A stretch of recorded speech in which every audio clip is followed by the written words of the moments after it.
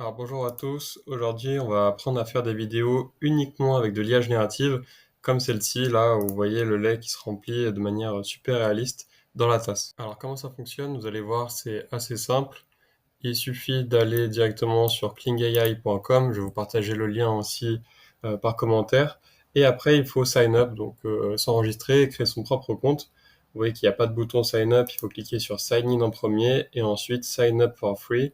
En cliquant, on va vous proposer donc de créer un compte. Vous aurez normalement une étape de vérification de numéro de téléphone et aussi un captcha à remplir. Je vais vous montrer quand je fais sign in. Il me demande donc de bouger une petite icône de puzzle. Pour générer une vidéo, comment faire? Alors c'est assez simple. En fait, il y a plusieurs manières de le faire. En premier, en cliquant directement sur AI Videos et puis ensuite vous écrivez vos prompts. Donc vous verrez que très souvent, c'est beaucoup mieux de le faire en anglais parce que en fait, les IA elles sont entraînées sur des modèles anglais et donc avec des références anglaises et forcément, il y a beaucoup plus d'éléments cités qui seront dans la langue en anglais. Si vous le faites en français, vous aurez souvent des résultats un peu moins efficaces, comme on l'aurait d'ailleurs sur Midjourney pour faire des images. Et c'est pour ça aussi, je vous recommande au début pour tester de recopier un prompt qui existe déjà. Donc j'avais repris celui-là, donc avec l'exemple du lait qui versait, et en faisant clone and try, en fait vous allez cloner le prompt et le reprendre intégralement pour faire votre propre vidéo. Je vais vous montrer ce que ça m'a donné juste après. Donc là sur le côté, on peut voir plusieurs vidéos qui ont été générées précédemment simplement en copiant-collant, hein, c'est vraiment sans effort, j'ai envie de dire. Vous voyez à chaque fois inside shot, close-up, Chinese man is eating dumplings. Ici, pareil, je l'ai fait avec un dragon à partir d'une image cette fois. Et là, pareil, à partir d'une image faite par Midjourney, j'ai cette vidéo de chien. Je vais vous la télécharger pour vous la partager un peu mieux. Et voilà, je vais vous montrer donc plusieurs exemples faits uniquement donc par de l'IA. Ça veut dire qu'on n'a vraiment rien en termes de référence.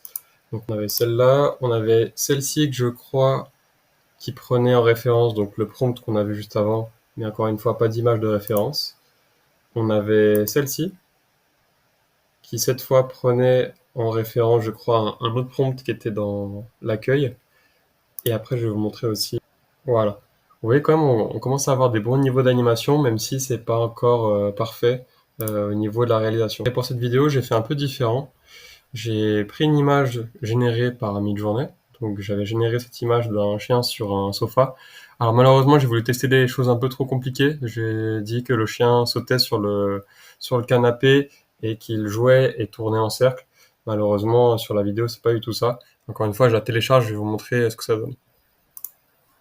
Donc voilà la vidéo finale.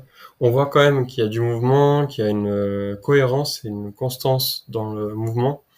Mais par contre, le prompt n'a pas été parfaitement respecté, le chien ne se lève pas, il n'est pas en train de sautiller ou de tourner en rond, mais on est quand même sur un assez bon niveau de réalisation. Si vous avez d'autres questions sur cette IA ou vous aimeriez que j'en présente d'autres, n'hésitez pas à me le dire dans les commentaires, et puis moi je reste disponible. Allez, bonne journée.